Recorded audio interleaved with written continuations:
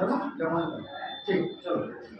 Use of had क्या है use of had what is this use of had so right now we are just going to teach you about had use of had where is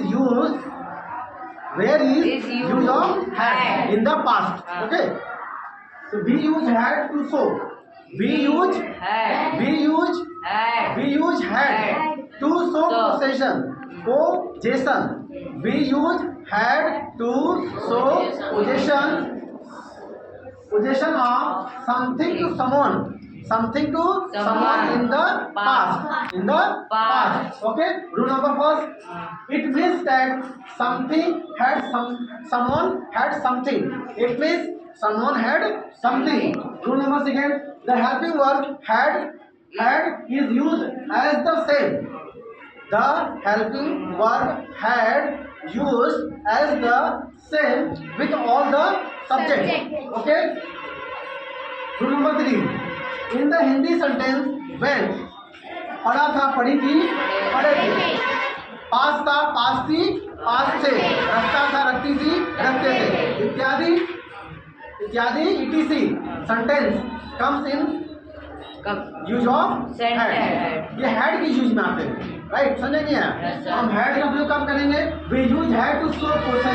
possession of something to someone in the past हम अतीत में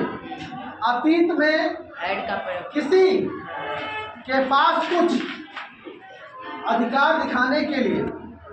हम किसका प्रयोग करते हैं had का भूतकाल में किसी के पास अधिकार दिखाने किसी के पास कोई अधिकार जताने के लिए बताने के लिए हम हैड का प्रयोग करते हैं इसका मतलब ये हुआ इट मींस इसका मतलब हुआ कि समवन हैड समथिंग किसी के पास कुछ था किसी के पास कुछ था रूल नंबर 6 क्या कहता है कि हम हेल्पिंग और हैड का प्रयोग करेंगे लेकिन सबके साथ करेंगे चाहे वो एक वचन करता हो चाहे वो बहुवचन हो हम हैड का ही प्रयोग करेंगे ओके और थर्ड क्या है इसकी पहचान क्या है वाक्य में आपको अगर हिंदी वाक्य का जब बात करेंगे तो पहचान क्या आएगा पास था पास थी पास थे या रखता था रखती थी रखते थे या तो पढ़ा था पढ़ी थी पढ़े थे जैसे मुझे पद लिखना पड़ा मैं लिखना नहीं चाहता था लेकिन मुझे पद लिखना पड़ा मैं स्कूल नहीं जाना चाहता था मुझे स्कूल जाना पड़ा मैं नहीं पढ़ाना चाहता था मुझे पढ़ाना पड़ा I had to write I had to go I had to come I had to see I had to eat I had to speak मैं बोलना नहीं चाहता था I did not want to speak but I had to speak मुझे बोलना पड़ा मैं नहीं खाना चाहता था I did not want to eat but I had to eat मुझे खाना पड़ा मैं नहीं नहाना चाहता था I did not want to take bath but I had to take bath मुझे नहाना पड़ा मैं नहीं पढ़ाना चाहता था I did not want to teach but I had to teach तो जब आप पास्ट में जब भूतकाल के वाक्यों में अतीत के वाक्यों में जब आपकी मजबूरी आ जाए क्या आ जाए आपका मजबूरी आ जाए कि आपको करना ही पड़े वहाँ हैड टू का प्रयोग करेंगे और जब आपको अतीत में ही आपका अधिकार जताना हो आपका अधिकार जताना हो कि आपके पास कोई चीज था तो वहाँ पर हम किसका प्रयोग करते हैं हैड का देखिए जैसे राम के पास गाड़ी था sorry Ram had a car मेरे पास घर था आई हैड हाउस हमारे पास पैसा था वी हैड मनी राम के पास 2 लड़के थे राम हैड 2 सन्स राधा के पास घर था राधा हैड हाउस मेरे पास ज्ञान था आई हैड नॉलेज तुम्हारे पास बैग था यू हैड मनी तुम्हारे पास पेन था सॉरी यू हैड पेन तुम्हारे पास पेंसिल थी यू हैड अ पेंसिल तुम्हारे पास साइकिल थी यू हैड अ साइकिल तो इस तरह के वाक्य को इस तरह के सेंटेंसेस को आप हैड का प्रयोग करके आप बोल सकते हैं very easily any doubt any stand No. Any doubts, any stand, you have any doubt, so you can open your heart and you can try to keep your problem, okay? Then I will just try to give your answer. When you have any doubt,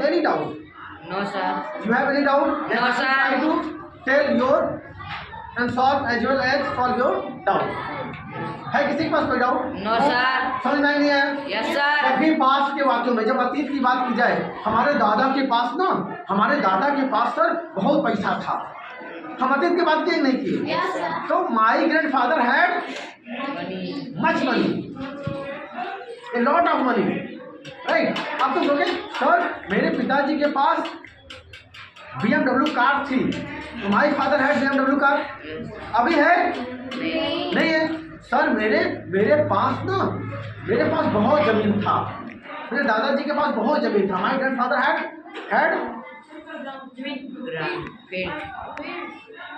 क्या होगा फिर ना, बहुत जमीन था, बहुत जमीन था। तो वहां पर हम क्या लगाए हैं, क्योंकि दादाजी के पास क्या था, जमीन था। तो सर उसके पास बहुत ज्ञान था, लेकिन आज उसके पास ज्ञान नहीं है, पागल हो गया है। तो he had too much knowledge, बहुत अधिक ज्ञान था। तो इस तरह से जब हमारे पास अतीत में, पास्ट मतलब ये होता है बीत जाना। क्या होता है, बीत जाना। जो चीज बीत चुका है उसे बोलते हैं हम अतीत। अतीत मतलब होता है भूतकाल, बीता हुआ समय को हम क्या बोलते हैं, भूतकाल बोलते हैं। इस तरह से हम हैड का प्रयोग आसानी तरीके से कर सकते हैं। आज सबको समझ में? ओके।